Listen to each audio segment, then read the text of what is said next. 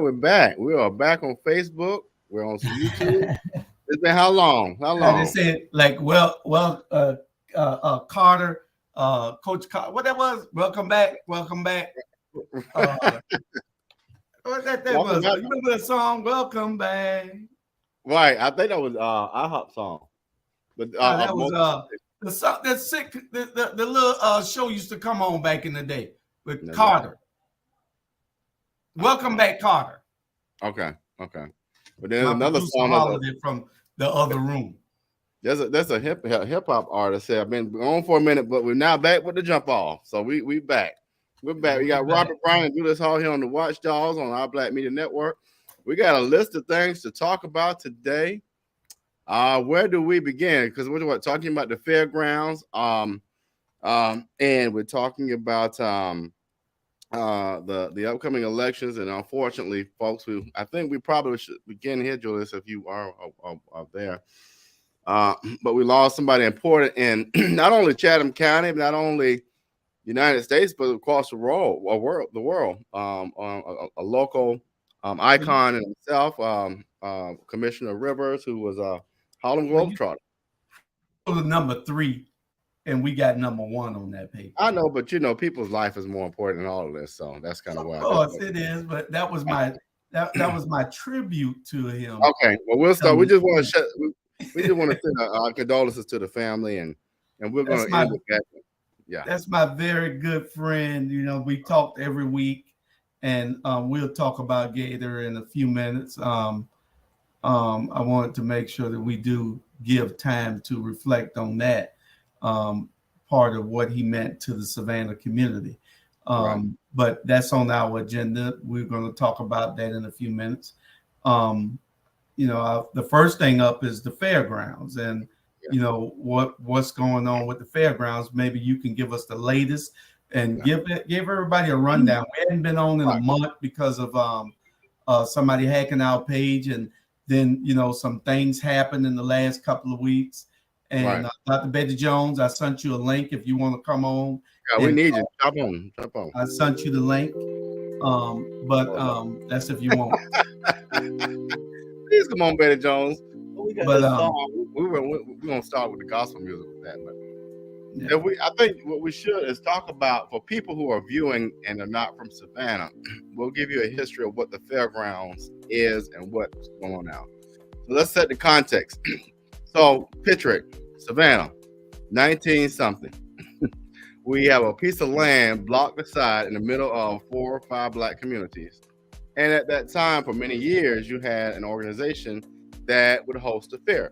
Some of you all in rural areas recognize, you have the fair come every year. You have the rides, the cotton candy, the popcorn, the 4-H, set up a number of things, and it was for the city to enjoy.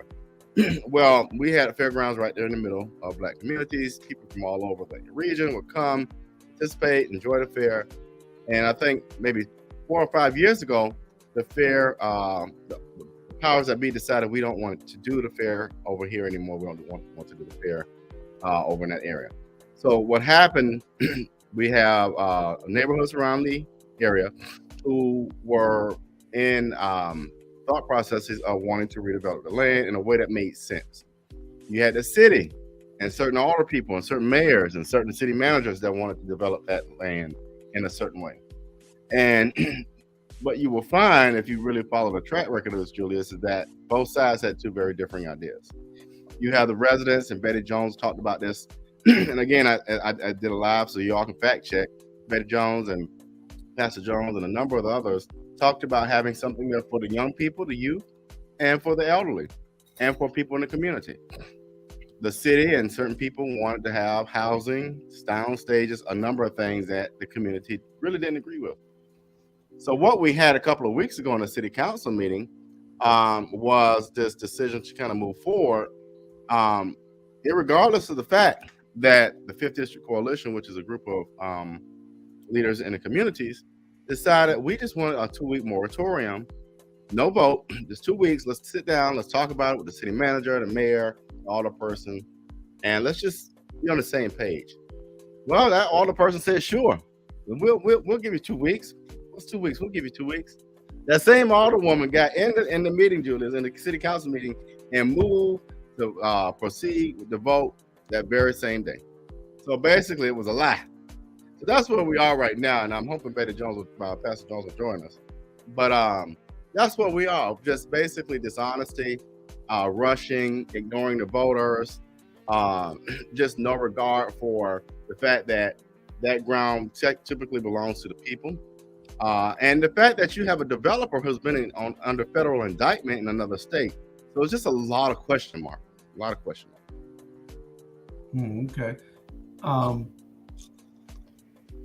We got a lot of questions because, if you're not going to listen to the will of the voters, if you're not going to find out exactly what they want in this, and then he was a little defiant the other day, just like he was with Yamacrow when he said, Yamacrow what? Yamacrow who? What's up, Bernard? He did the same thing with the fairgrounds. No. Like, this is final. There ain't no more going back. It ain't no more say so. This is final. I don't know what you people over there talking about. We done had all the meetings with. He done went off and said what he said, but now he'll have to face those same voters because they're going to remember in November. You cannot just talk to people any way that you think you want to when you think that it's finished, that the topic is over. What's up, child? But he has this disdain for our community. He doesn't care, but he acts like he does to certain people. He's one of those aristocrats, those bougie type people who will come into the neighborhood only so that you can keep him in power. I would submit to the Chatham County community and to the state of Georgia that Van Johnson has been in power for too long, and that it is time for him to go. There's no other way for us to get a hold on this in this county, and it starts other than getting rid of people who are a detriment to our community. And people haven't seen it. We are all just fascinated with him being our elected official, but now he has to go because he's a cancer. And if you don't treat it, then it eats your life away. And so we really have to get rid of this guy.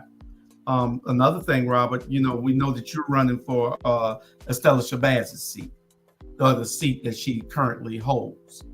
And she's another one that whichever way the wind blows, if you can't make up your mind, I'm not going to, I could be the mayor and you could be the mayor and I could be the mayor pro tem. If I don't agree with you, I'm going to let you know I don't agree with you, and I'm not going to kiss your butt just because you the mayor. Right. We don't have to get along on everything. We can, it is great politics and good politics when you have people that don't agree, because then people see it differently. But when you have somebody and you have a council that's agreeing with the mayor 99% of the time, then he is God to them.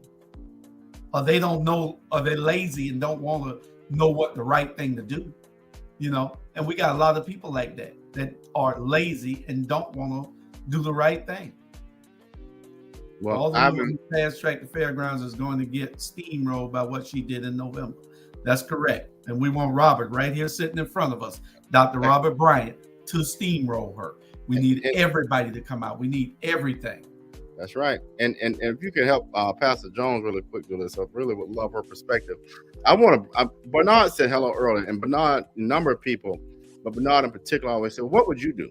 And I love that question. What would I do if I were in that seat? I would have stood by my word. I mean, what's 2 weeks to people who have built this neighborhood? What's 2 weeks to people who look like me and you and a number of our viewers who, like Pastor Jones, if it wasn't for people like them, we wouldn't have what we have. And I tell people the personal thing of this to me is the seed to gentrification of this neighborhood is that fairground. So what do I mean? Right now, the plan is to put 64. Oh, hold on, wait a minute. The mayor said 100. We don't even know how many affordable living spaces for elderly people. Which that's great. Whatever. Even though you have ignored the will of the people, fine. The problem with that people don't see is smoke and mirrors. 10 years down the road, that same development will be flipped, and now it will be market rate prices, and now you're regentrifying the area. That's how that works, folks. All it needs is 10 years. See, right now it sounds like a nice, cute package plan, but you got to look down the road. And that's what people are doing. Developers are thinking long term. They're not thinking for the right now. It's one of the reasons why certain communities have generational wealth and some don't, because they've thought this thing out really well. By design is what Alicia Blakely would say. But I would say what I would have done is granted the 2 weeks. And honestly, I probably would have granted a whole moratorium for a month until we had everybody comfortable on the same page. One of the things I do when I have phone calls with constituents or go to community meetings is try my best to just be present and make sure that they're comfortable. Everybody won't be happy, but everybody should feel comfortable about the decisions that we're making, whether it be them just voicing their opinions or whether it be we need to stop and have the conversation. But I think it's important that we give people voice and agency and not just side with developers just to make these things happen. And Dr. Jones, if you go to your email, it should be in your email. And you just click on that link and we'll add you. Just like with Keisha's show. And I'll keep going because I think you're trying to help her. The other part of this fairground thing is, you all, is the fact that the way I'm going to talk about leadership styles, because I think it's important. The current leadership style tends to kind of side with the majority without being able to stand alone. The one thing I pride myself on is what I think, Julius, you said it earlier. If I disagree with something, or if the constituents in the 5th district don't like something, or the constituents in the 5th district say we need to go a different direction, I don't care if I'm on an island by myself. I am going to advocate on their behalf, period. I'm not going down there to advocate for the Bryant family. I'm not going down there to advocate for Robert. I'm going down there to advocate for Fowler Park, for Papa Place, for New Hampstead, for Colonial Village, for Camp Park, for Liberty City, all these neighborhoods, for the people in these neighborhoods. That's what we should be doing. And, in the case of this fairground as an example, my job in that role as a 5th district alderperson would have been down there to fight tooth and nail to make sure there was no vote for at least 2 weeks based on the agreement that was made. So, well, somebody has to be held accountable. We can't keep rewarding bad behavior.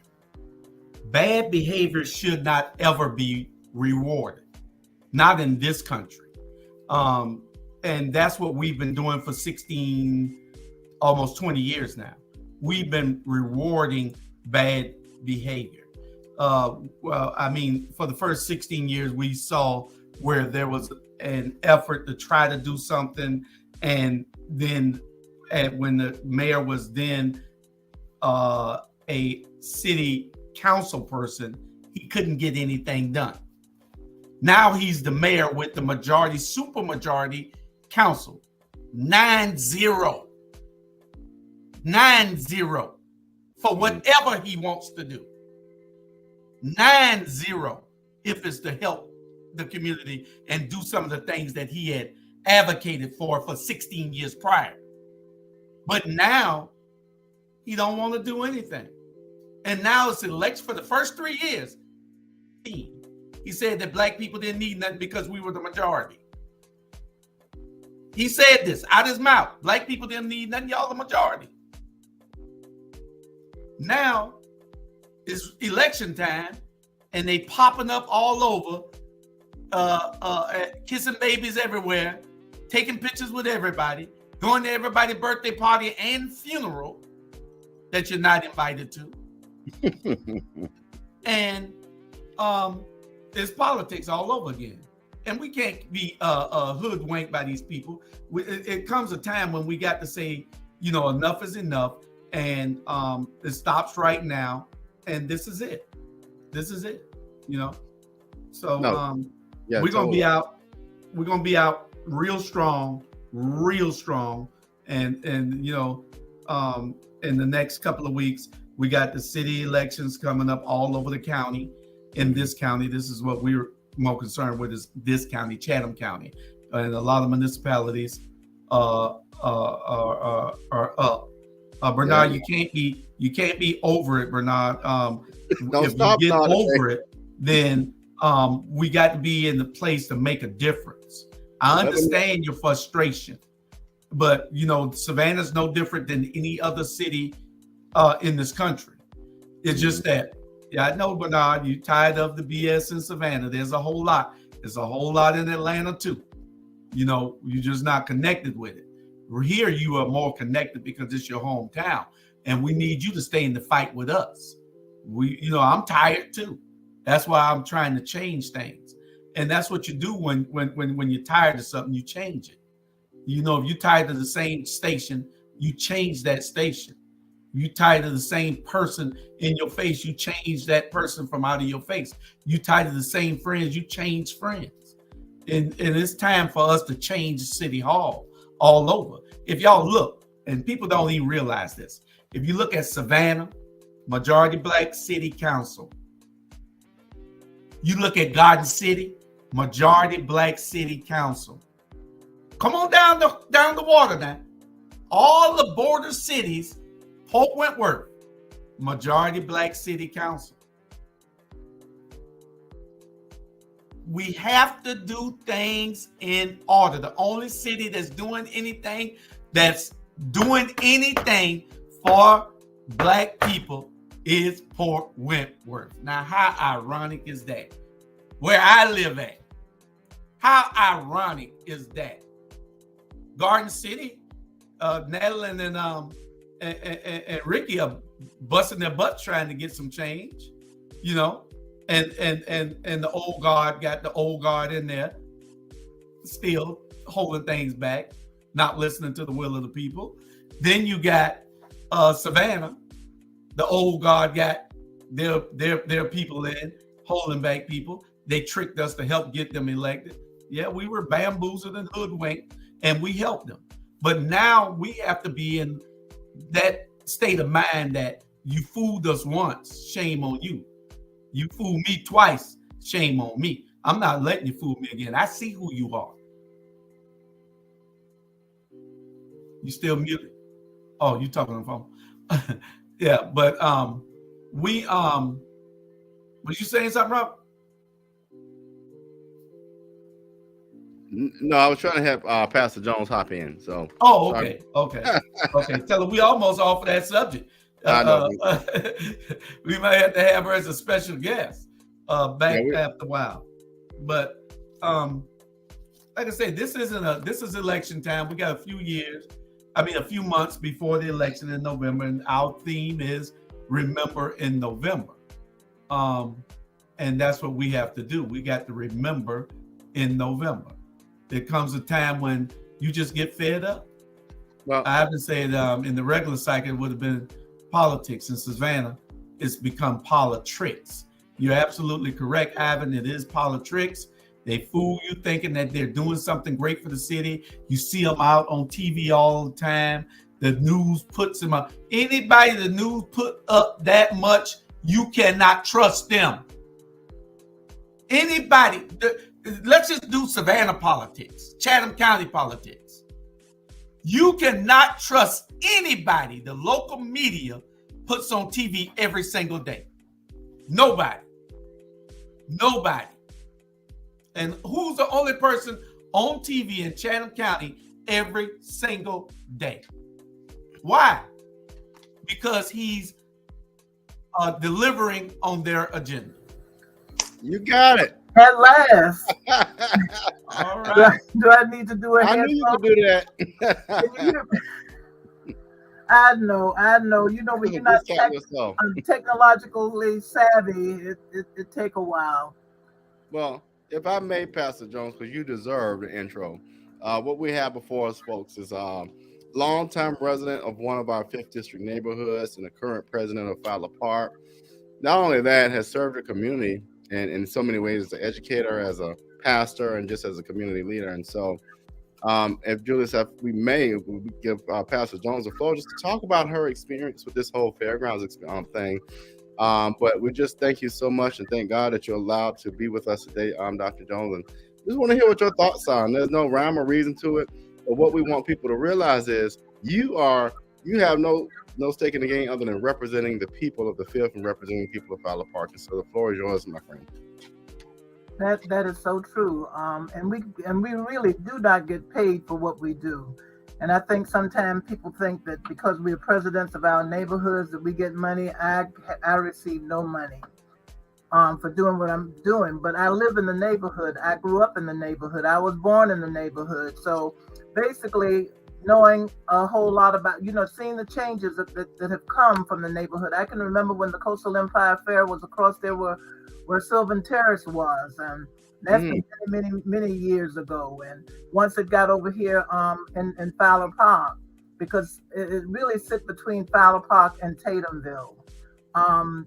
When the land first came up for sale, which is the largest property that the city had at the time, we called, I should say I called, and I know there were others that probably called, Mayor Jackson, who was mayor at the time, Edna Jackson, to ask them to please consider purchasing the land because we were having a lot of trouble with our children, with crime and everything. And knowing how, with my children growing up out here, and how when Bolivet had the pals and all of that, and they had something to do to try to get them to purchase the land so that our children would have some place to go, to be safe, to have something to do, to have a library, to have spaces for learning, computer areas. And, we were just compiling many things and talking about many things, even the connecting of the fairground to Taterville Center to expand it to be a regional area. We talked about all of that. However, our county commissioner, who was Tabitha Odell at the time, was talking about the price that they paid, she would not have paid. That's what got her out of the seat, because she felt that the area was not conducive enough for people, for us to have an establishment like that in our neighborhoods. And I don't know why they always try to downplay Black neighborhoods, but we are taxpayers too. So what had happened? They first denied buying it, but then they considered and they bought it because they understood that it was the largest piece of property in the city. And so then we started meeting with them, talking about things that we wanted to consider, and we did not want any housing on the area at all. But and Stephanie, Stephanie Cutter was the city manager at the time, and she talked to us and said that in order for them to get back the money that they spent on the fairground, we would have to consider some housing. So after we went back and forth, we did say that we would wanted would allow housing, or however agree to the housing, but it was not supposed to be a massive amount of housing going out there because of the street, of the traffic that we have going on and everything else out here. The streets are narrow. When you think about other people's homes that butts on Medding Street, their front is right there on Medding Street, especially in Tatumville. And some people would have to come from Stiles Avenue in order to get there. 1 Street, 63rd Street, it doesn't even have right now, to this day, there is no curbing. So, you have all of these different things, the streets being narrow, because even when the fairground itself was out there, they had to make those streets one way, 62nd and 63rd, for people to come in and go out. So after considering and talking about what we wanted, the only person that came to us to try to work with us was Craig Gordon. And at the time he came, he talked about having a film studio. And up until that point, we were not hearing anything about filming, not here in Savannah. However, he came and he laid out what he thought would be helpful in making it a place that young people could come and learn how to do things, and the teaching and using Savannah State and probably, some of Armstrong and SCAD or whoever, to be able to teach them a skill or trade, or I'm not sure how to put that, but in order for them to have a job, but to teach them how to do do many things, and we thought that was good, but we had nobody else to come and to talk to us about what we wanted on there except us, talking with the city. And at one point, even our mayor said that we didn't know what we wanted. We did know what we do know what we want. We want something that's going to upgrade the neighborhood, or at least not to over gentrify us. Where taxes would be too high, because many of us are seniors in this area. Because I have now joined the senior group, and where others were seniors and we were younger now, because I've been president of Fowler Park trying to get someone else to want to run or whatever for over 20 some years. Because I live in Fowler Park, I'm not going to give up on it. I'm not going to give up on 5th District, because we need representation. We need to be at the table, even though they take our leaf out and sit it on the side. We still going to be there. They're still going to hear our voices. We're still going to say what we need to say and do what we need to do. And it's good to be able to like somebody, and when they do, and as I said to one other president, anything that they do, it's because that's their job to do it for us, because they represent us. We are the ones that put them in. And what has really drove it home is Alicia, Keisha, and Bernetta, because until then, most of us kind of sat back and, just felt that the representative would represent and do what needed to be done. Ever so often, and that's why with us, without Alderwoman now, is not haven't done anything really for us in a whole lot of years that she's been there. And when we ask her, and when she decided to come to meeting, and the residents are saying what they want, we're not even taking notes to to be respectful enough to take notes to find out what it is the people desire in the neighborhood. Now, many of the things that we have did not come through her.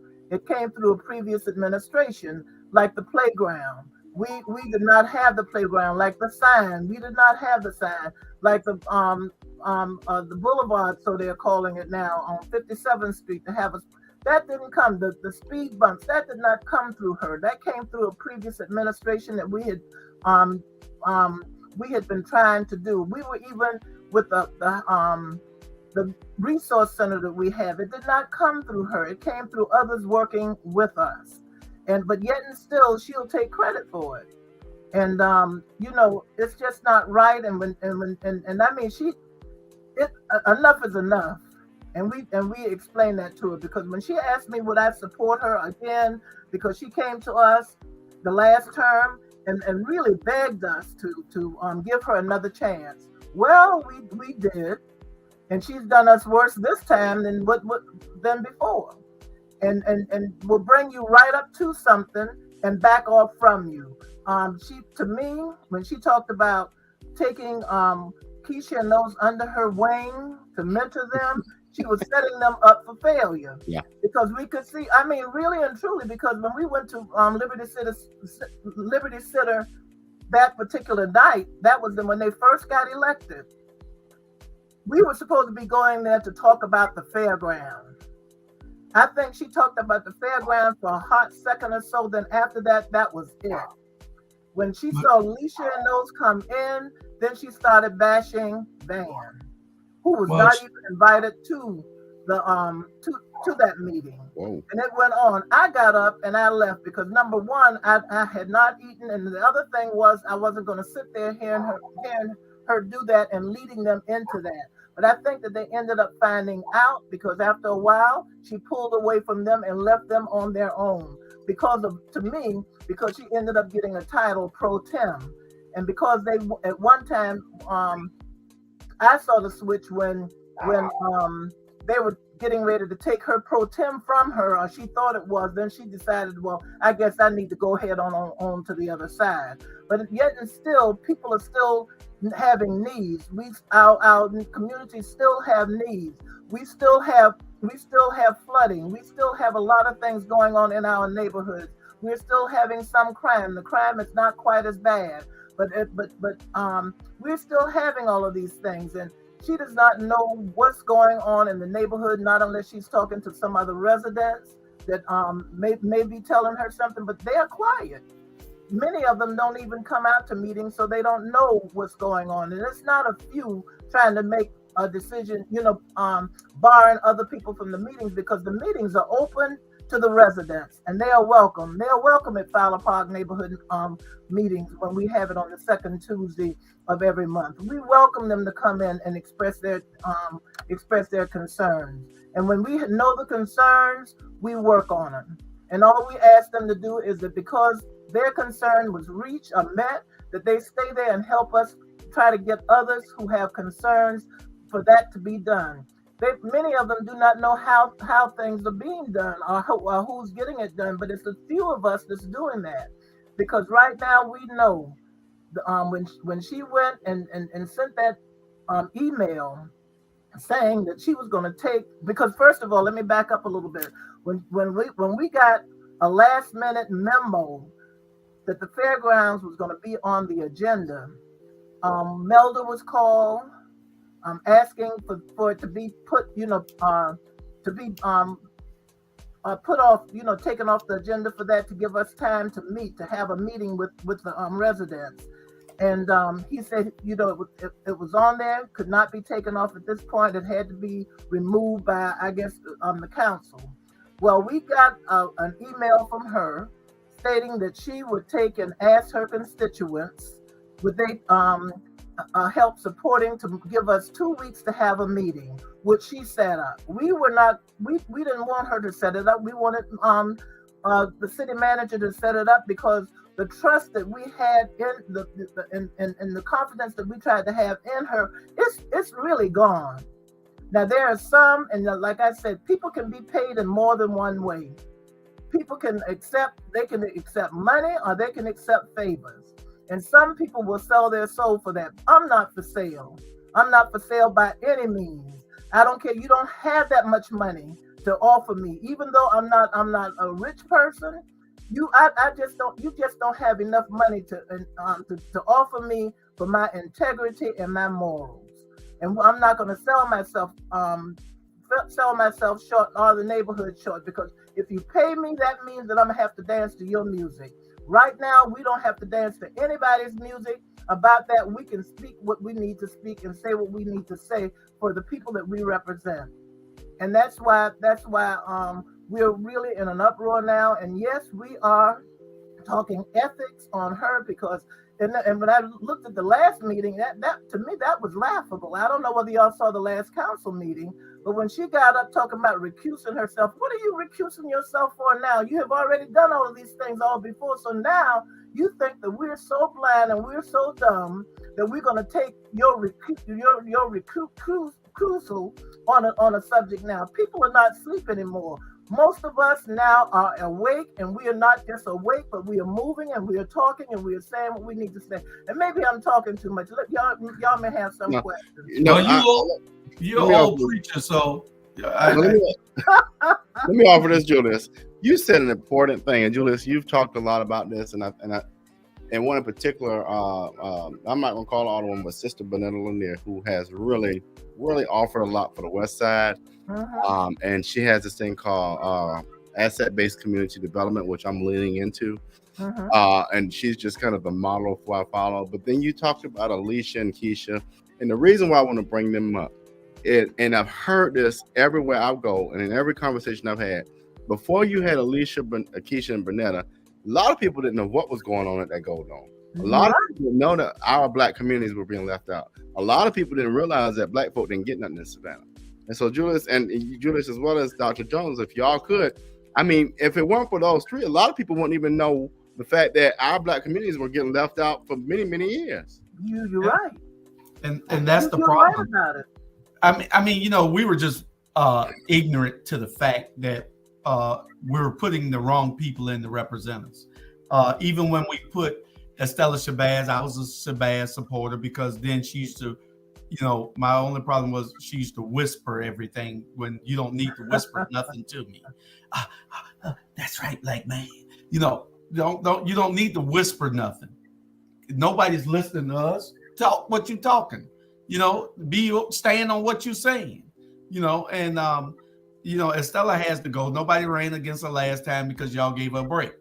We did. There is no break this time. Dr. Bryan has worked running against her, and we want to make sure that she is gone out of politics, period. Because see, her plan is she doesn't understand it. Her and Van, they really don't understand politics and how the numbers work. Van especially, he does not know how the numbers work. He's just a great orator, and he's a good person that can get in any crowd and just talk to you. But he's disingenuous with everything he does. But Estella has to understand that she won the races before the last election by 108 votes and by 88 votes. So she can easily be beaten. Dr. Bryan is doing the work to beat her. Van, he cannot win with the district over there with y'all. He cannot win without the first district being solidly behind him. He can't win these races. The third district pissed with him. The sixth district pissed with him. The first and the fifth. You cannot, and the seventh. And everybody wondering who the seventh district is. The seventh district is us. Amen. Us. We're the seventh district. There's a whole machine getting ready to come against him from the seventh district. You ain't seen nothing yet. We can telegraph it because ain't nothing you can do about it. Because we coming. And you better be ready. We coming. You sound like Dr. Harris. Dr. Jones, what's your thoughts in that? I call them the power three. The power three. I have not been for them, and I'm not stroking nobody's ego or none of that. No, but not it's important.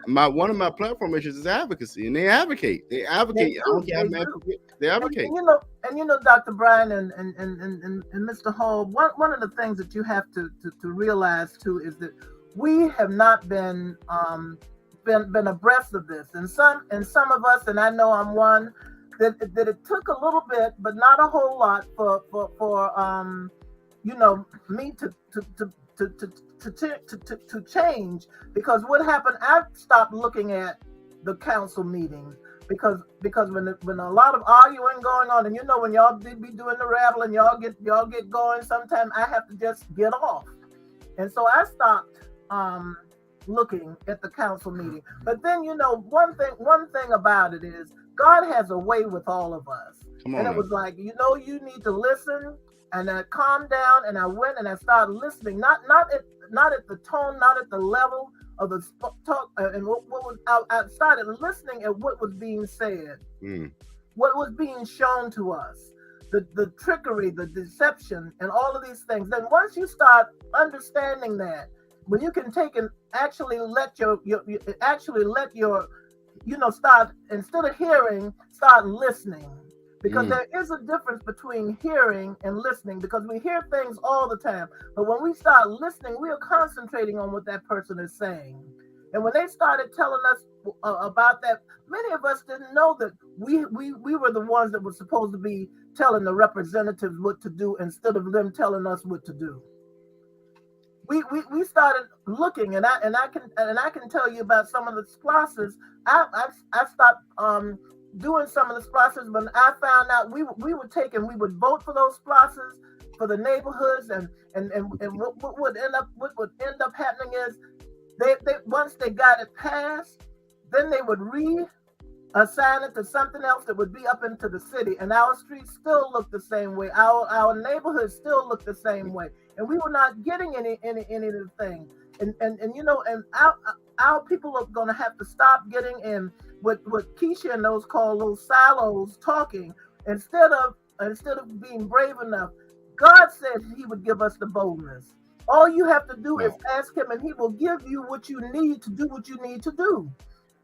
To open your mouth and let people know that you're dissatisfied. Telling me you're dissatisfied, and when I go up there to speak for you, that you disappear. I'm there by myself. You don't need to call me.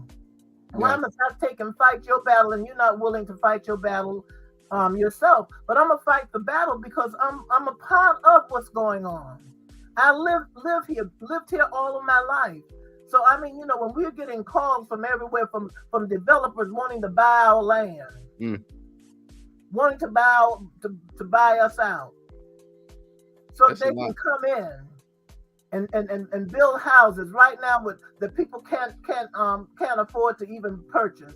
What is affordable housing? They play with that term all the time, affordable housing. They'll take it and say, and I understand when the mayor said affordable housing is what you can afford, which is true.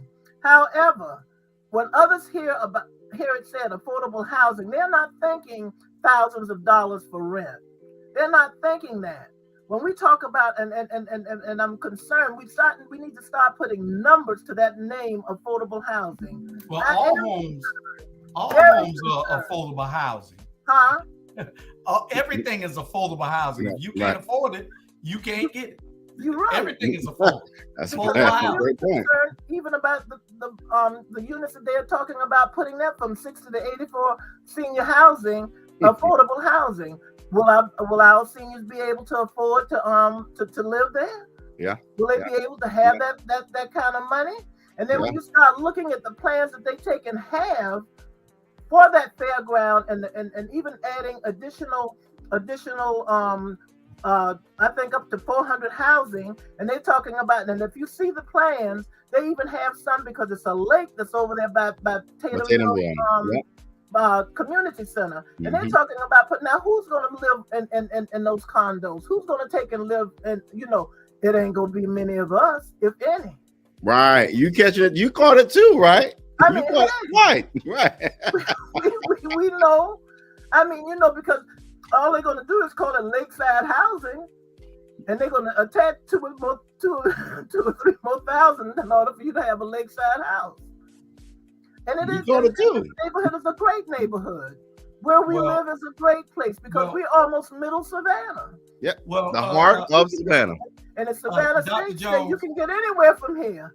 Dr. Jones yes, and Dr. Bryant, what we're trying to educate the people, and that's what this platform is all about. Everything we do here is about the uplifting of our community. Doesn't matter who live in it, but we just so happen to live in it. And what we have to do now is make sure that we educate, registrate, and demonstrate. You got Alicia, Bernetta, Keisha. They're all the women here, and they have been fighting. We didn't send them there just to look pretty. We sent them there to fight. That's right. We sent Dietrich and Linda there to fight.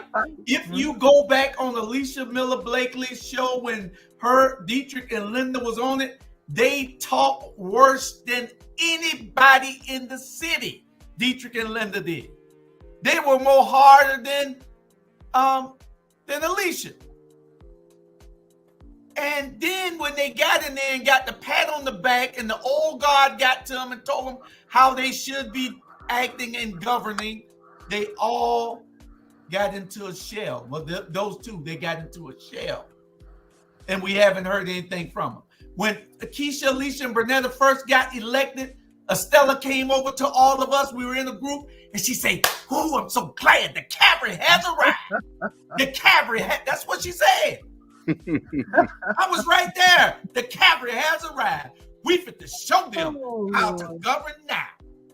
But did she do that? She came over to their side.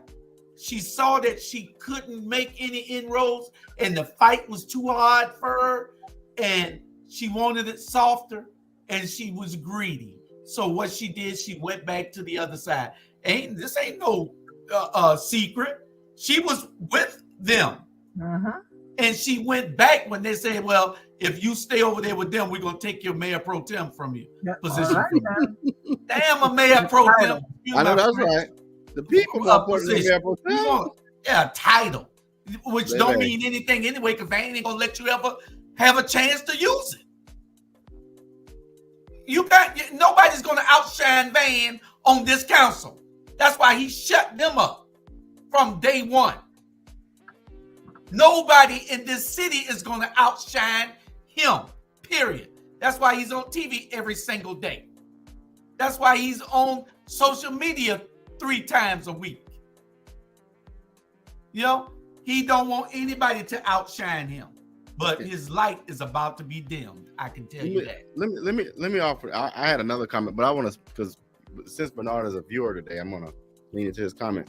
And he's right. The Black community in Savannah is divided. We got the well-to-dos, and I'm going to say some names, and people are going to get mad, but I got to say it. I had wind of who went to her announcement, and you had the Van Johnsons and the Nick Palumbo. Well, Nick, you don't count. The Otis Johnsons and all of them. My question to them is, and these are former mayors, what in the last 12 years has been done to make you so intrigued to go support someone? That's my first question. Second of all, the only platform issue they heard in this endorsement they provided was we can move forward together, which Dr. Jones, I find questionable, because you want to move forward together now, but in the last 12 years, you've been moving forward by yourself.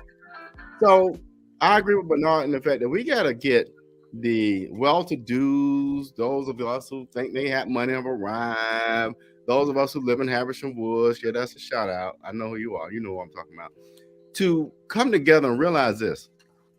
When you support somebody who has aided and abetted this mayor in the destruction of the Black community, you two are the problem. And at the end of the day, I stand on the right side of history, meaning that what you said, Dr. Jones, was right. The SPLOS piece, I want to go back to that SPLOS. It has come to me from a very reliable source, somebody who used to work for the county, that this alderwoman, when it came time to advocate for SPLOS, they will advocate for hundreds of thousands, while you have a Nick Palumbo and a Curtis Purdy advocating for millions. What would I do? I want us to have our fair share of the pie. There's no way in the world the 1st and the 5th district have looked the same way in 45 years. Ain't nothing changed. And the fact that SCAD has got its footprint deeply into the grains of Montgomery Street. And so we got to change the course now before we don't have a course to even walk on.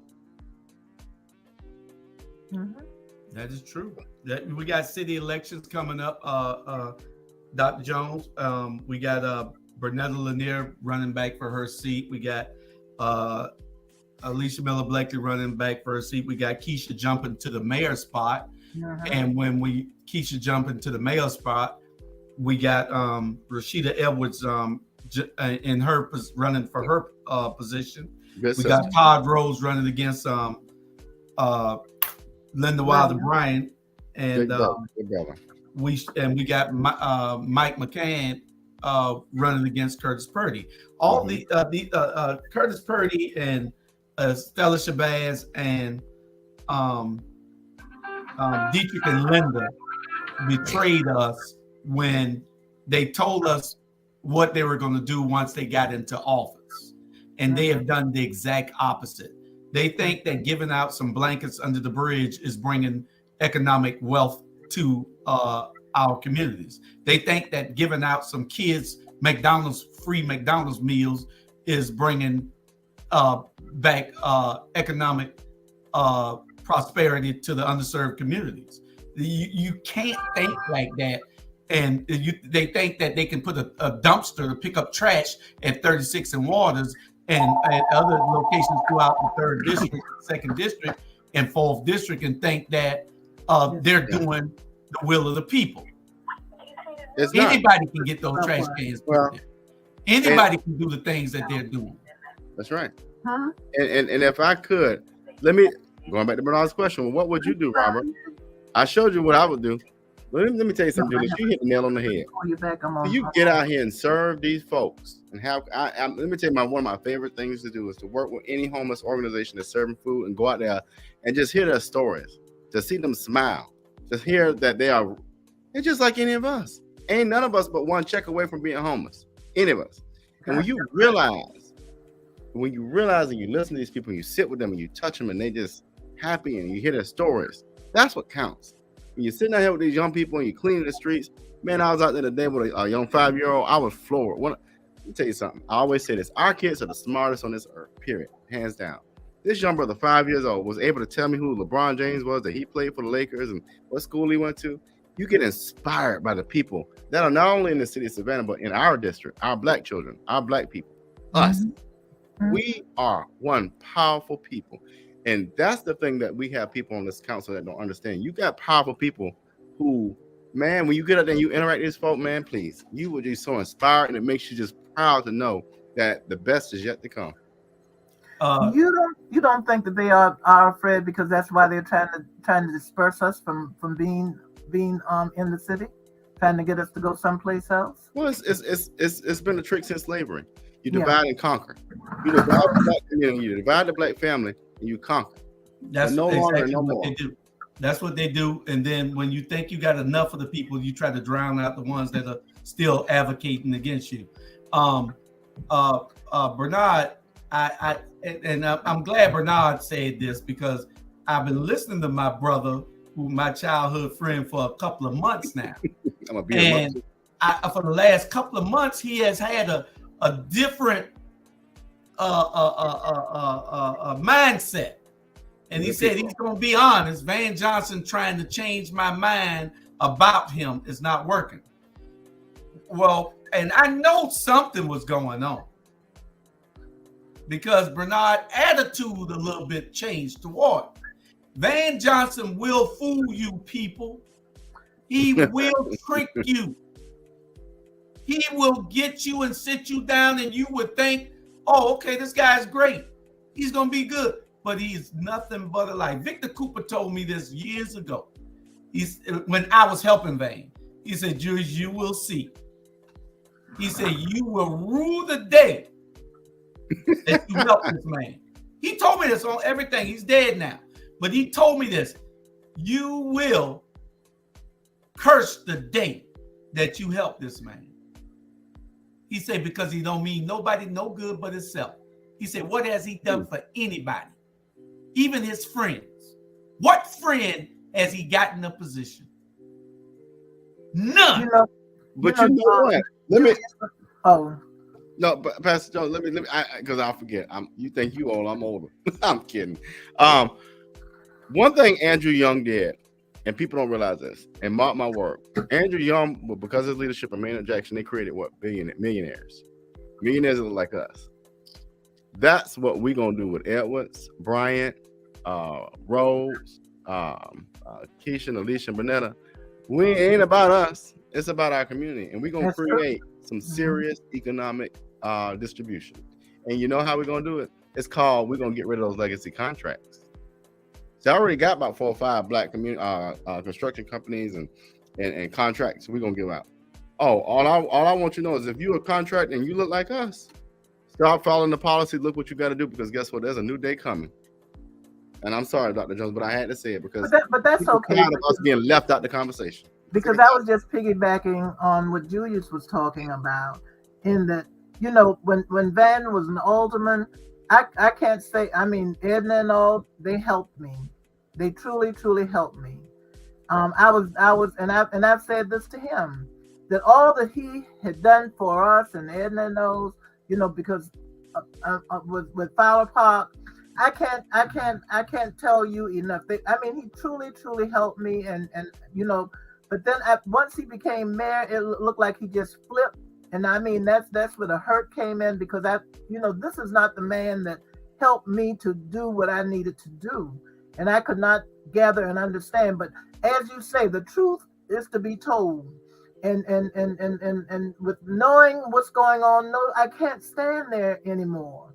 You know, when your eyes are open and God shows you what you need to do, you do that. You go with that. And but it's not that he didn't, because we never would have had an overlay. And I know some people take and fight about the overlay, but we have an overlay on Montgomery Street. And that overlay did not come to keep blacks or anybody else from from having a business and making money. It came because we were having a high rate of crime out here because of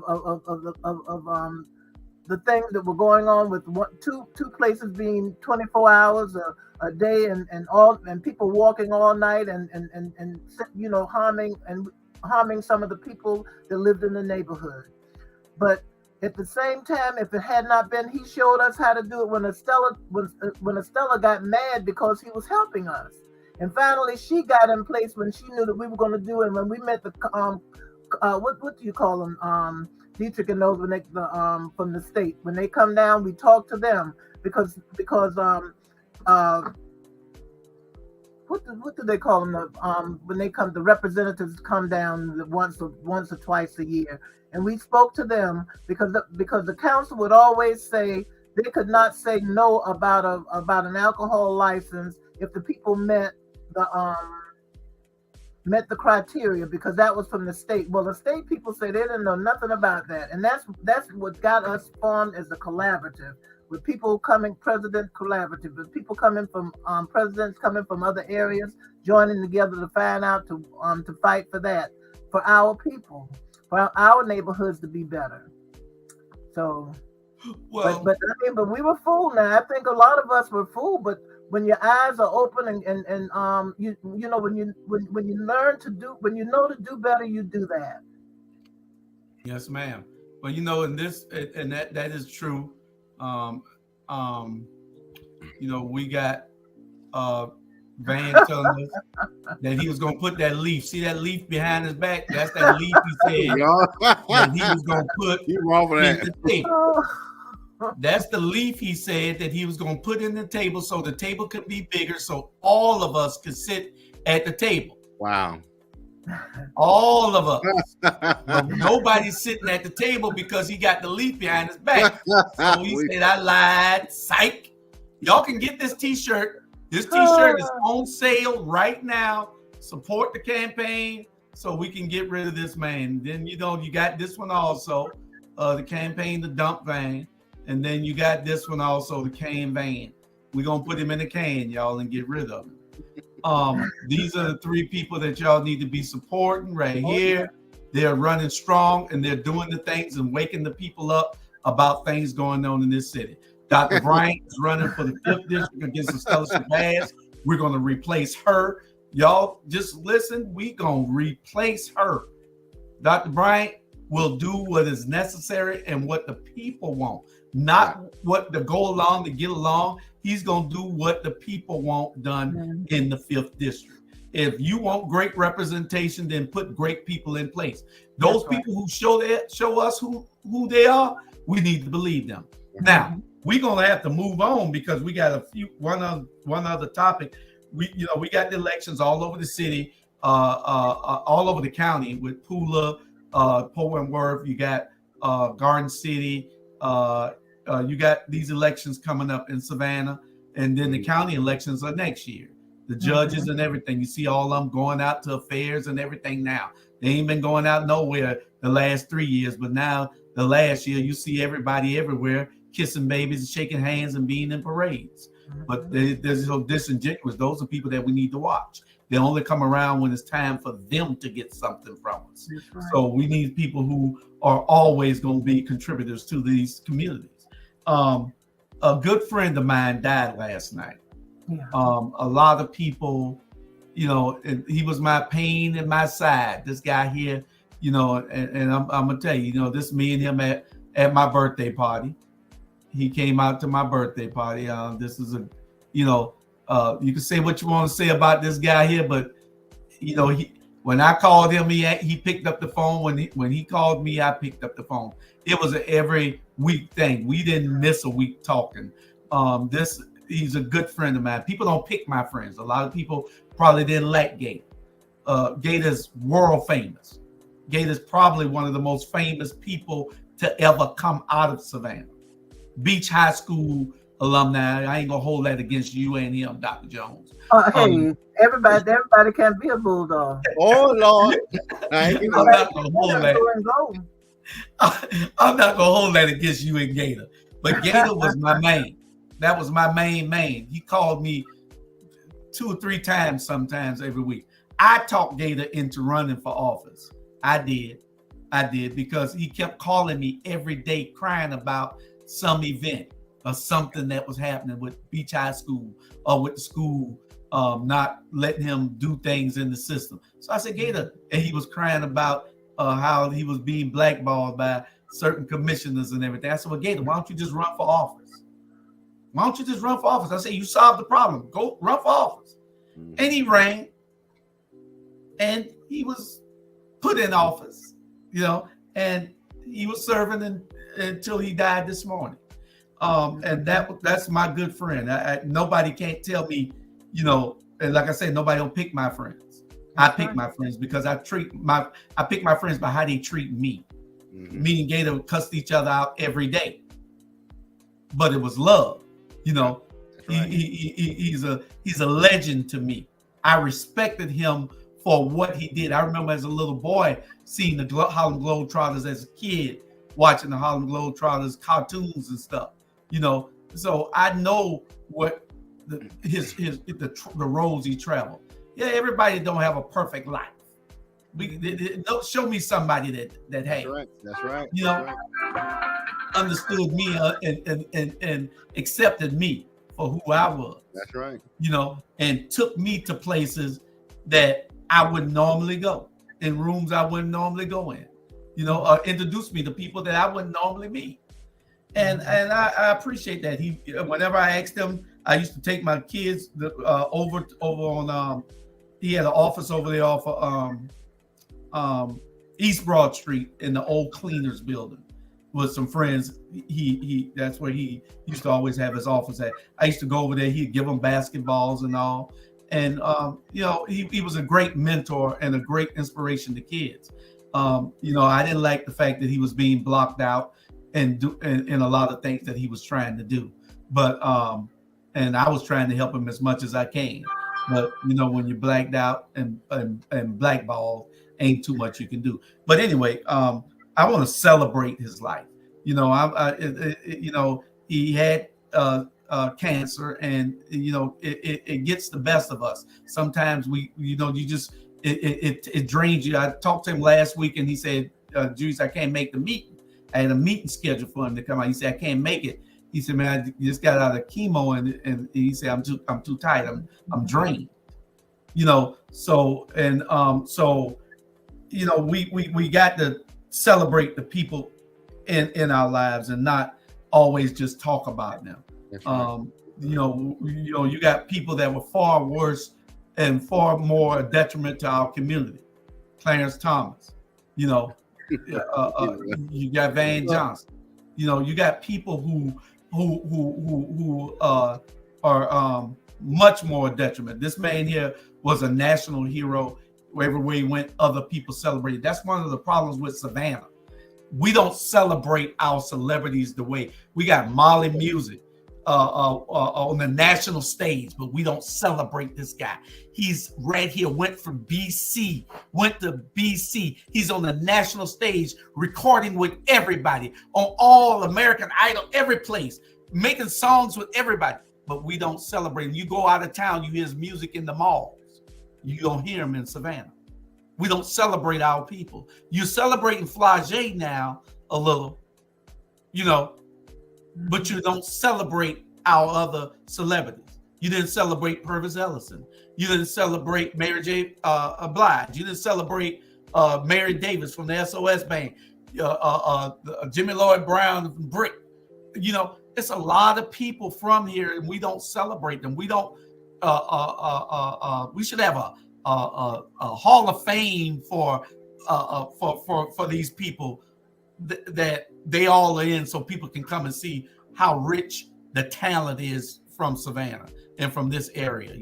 But anyway, I'm talking. And you said a key thing, Julius, that it ties back to our race with the 5th District. Ties back to so many things in that if you understand our culture and our community, and that's how families operate in Black community. We're going to argue, cuss, and say things to one another we don't like. But at the end of the day, ain't nobody going to mess with us. You're a great example. My cousin Smiley. Me and her go back and forth. And Bernard Brown, me and him go back and forth, and sometimes Julius and Ted go back and forth. But in the day, ain't nobody gonna bother them but us. And that's the beauty of the community. And Dr. Jones, you got family too. We all got. You said something, Julius, that I want to add to this. Ain't nobody around here perfect. We all got our own vices, challenges, demons, and things we got to make it through. But guess what? When you realize the power of this community, we made it through slavery. We made it through disrespect. We made it through not being able to run for president. We made it through a lot of stuff. But guess what? People ain't got that we got. It's called resilience. It's called cohesiveness. And we got to tap into those skill sets. We got to tap into the fact that we don't need nobody to tell us what to do. Going back to what I said earlier, Dr. Jones, with Maynard and Brother Andrews. Do you know a candidate that's running for city council in Atlanta? They don't have to go but to one community. They're wrong. Us. Mm-hmm. When we gonna get there? So I wanted to tap into that to say people got to realize what you said, Julius. That so much content and value in the fact that when we realize that we can sustain our own, as we always have, how much growth and power we can have in this city. Yeah. So I'm gonna say goodbye to my boy. That's my main man there, y'all. That was my main man. Wherever we was, we just jugged each other. That's what we did. You know, everything I called him to, he came. Whether it's at a house party at my house or whether it was a birthday party anywhere, he was always there. Him and Yavo, those guys are old friends of mine, and I appreciate both of them. And I want to shout out to Yavo. He had surgery yesterday, successful surgery, and he and I and Gator all are just good friends. And we're gonna miss Gator. I know I am, because he was one of the people that I talked to on a regular basis that run just talking politics. Me, him, Charlie Brown. Me and Charlie would be on the phone on three-way all the time talking politics. And gonna miss old boy there. That's my man. Anyway, back on topic. Cordy Wright. Ma'am? I said we also lost Cordy Wright. He was assistant principal. Oh, at Beach? No, I'm trying to remember whether he was, because I left so long ago, I can't remember whether he was at Beach, but he did work at 208 Bull. Oh, okay. All right. Well, anyway, Robert, you got anything else? We appreciate you coming on, Sister Jones, and filling us in with the Fairgrounds. And you're welcome. We're going to continue to pound this because we want people to remember in November. We don't want anything to be not shared or not looked at in a way so that people can get the full picture of what these people are doing and how they're ignoring the will of the people. And that's what it's all about. If you're not going to be run for office to do the will of the people, then you shouldn't run. It's not about you. No, it's not about us. That's right. That's right. I want to go back. You mentioned a few candidates a few moments ago, and while I cannot nor will I endorse until it's time, I do want to give a shout out to Rashida and Mike and Todd. Todd and Rashida, let me tell you something about those. Let me tell you something. I call us the Four Horsemen, but I am the oldest, I think, of the four, which is cool and not cool. But Rashida, let me tell you something. Rashida and Todd out here doing some man. Listen, they got a basketball tournament coming up. I just love. Let me tell you something I love about our younger folks. I love to see our younger folks with this energy. It just inspires me. It's like, oh my goodness. So they're gonna have this basketball tournament, and I don't know if y'all seen the flyer, but man, we got to support those two. Yeah. Basketball tournament, and man, make sure we got it up. Make sure we got it up for Wednesday, Robert. Make sure we got these flyers up and their campaign things so that we can show it also. Oh, well, I get it. But the number one thing here is I want Jay Jones to play so I can play too, and I guard him. You know what I'm saying? I mean, block his shot. I want Bernard to play so I can guard. I can guard Bernard. Really. You can't guard Bernard. He's too tall. Bernard might slam on you if he. Right. Yeah, but those are some great candidates. I love the energy that Rashida is showing. I love the fact that Todd is his own man, and he's a man of God, and he's gonna let that rule him. If you go to City Hall and you're letting that rule you. If you go to any elected office and you're going to do what's in your heart first, then what matters to your pocket, then you're the right person for the job. Because it doesn't matter how that person votes. I'm voting because this is the right thing to do for the people. The people have are in need of this. So this is why This is why I am voting for it. And once you do that, there's nothing else that you need to explain to anybody. People see that you're doing the right thing. But when all you're doing is helping to build generational wealth for somebody else, when all you're doing is helping to gentrify an area that you know shouldn't, when all that you're doing is to erase everything black around you, and you call it good governance, it is time for you to go. There's something wrong with you. And we can't keep electing those type of people. We need to vet them a little bit better. And I believe that process is happening now. And it won't be no more rubber stamps or no butt kisses in our lineage. Yes, and we must let God always lead us. Amen. That's correct. We can't say we're Christians and we're not, and we're mistreating others. We can't. Let me tell you, we do it far too much. No. Far too much. That's right. And I thank you for allowing me to come on today. Oh, no problem. You can come on anytime you want. I'm gonna do a couple of these, read these posts. So we appreciate everybody that tuned in tonight, this evening. And I ain't gonna read them. I'm just putting them all up. And we appreciate y'all watching. We appreciate y'all sharing. We appreciate everybody who contributes to our platform. It's 30 or 40 of us that does shows that keep this alive, and we're trying to make sure that we keep it going, because what it is we can't do this without you all. And it gets heavy sometimes. We get tired. We get tired. Yeah. But we got to keep on, And so just please, everybody, keep watching, keep sharing, keep us in your prayers, and we can't do it without you. Amen. All right. Well, Pastor Smalls at 6:00 this afternoon. Pastor Smalls at 6:00 this afternoon. Don't y'all forget Political Action Committee, Unity Political Action Committee on Facebook, and then we'll replay it the next day on Our Black Media.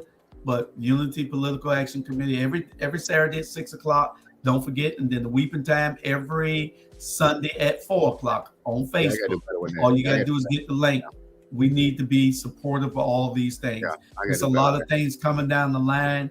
We're going to be asking a whole lot of y'all for support and to come out and volunteer so that we can change where we live at.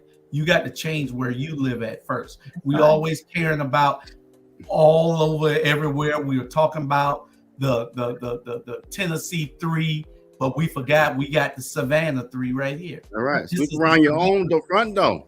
This is in your front door. You can make a difference here. These 3 young ladies right here, those 3 ladies there were doing nothing different than what they were doing in Tennessee. That's right. Nothing. Their advocacy for the people and the citizens of Chatham County, not just Savannah, of Chatham County, because they're everywhere doing everything that they can. It's just as important as the Tennessee 3.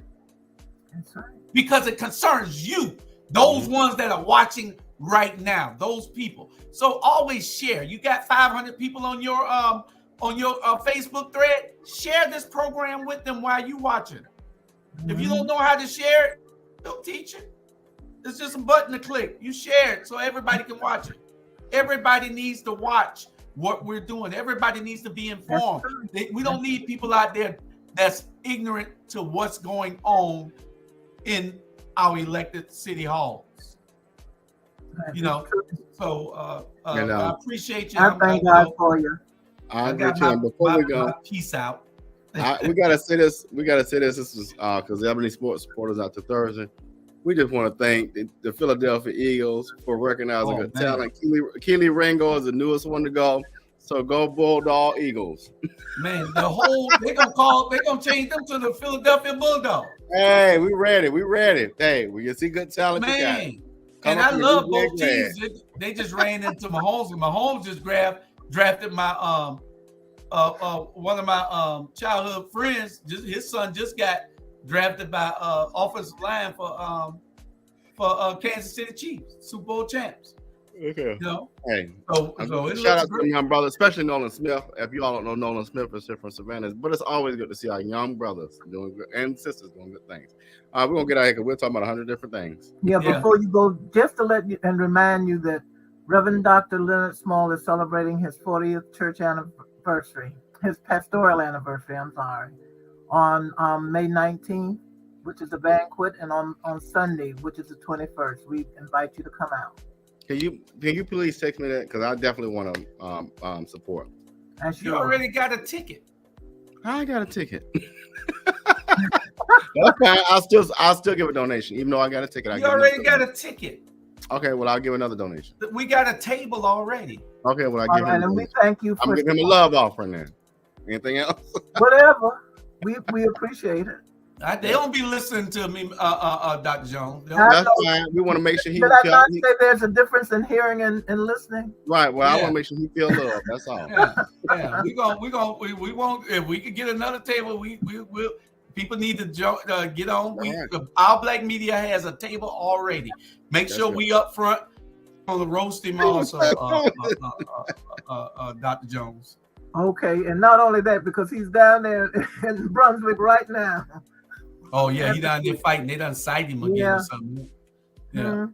Why he go by? We'll talk later. Bye, y'all. Well, you know what? One thing about it is when you have a calling and God has called you to do something, you're not really by yourself because He's there with you. I agree. And that means that if you got to go do it, sometimes we have to stand alone. Like some of you are doing again now. Come on. You're doing right now. Because you have been called for a time such as this. And I tell Keisha and Alicia that all the time. Amen. And I thank God for them, and I thank God for what they're doing. I agree. Because many of us, before we call because I know I call on them, and Tanya Milton, who's our fifth, commission. Good people. They keep us informed. I greatly appreciate them. All right, Joe, we'll be here next Saturday. We'll be back, and y'all have a great week. And I'll end this one, Robert. I'll end it. All right. And because I want to put that thing up on the end. So I'll end it. Don't forget, and also June 10th, we got the All Black Affair with one of our shows. You got a seat there too, Robert. On June 10th, we got the All Black Affair with one of our shows. ScoreBiggerDating.com. They come on Friday, 8:30 to 10:30 on this platform. 8:30 to 10:30 every Friday they come on. But we got we have a table there also. Okay. All right. And that's it. All hearts and minds good. We will see you later. And we love you. Share. And we'll get with you, Dr. Jones. We love you. All right. Bye-bye. Let me get. I thought I was in the right box, but I guess I was.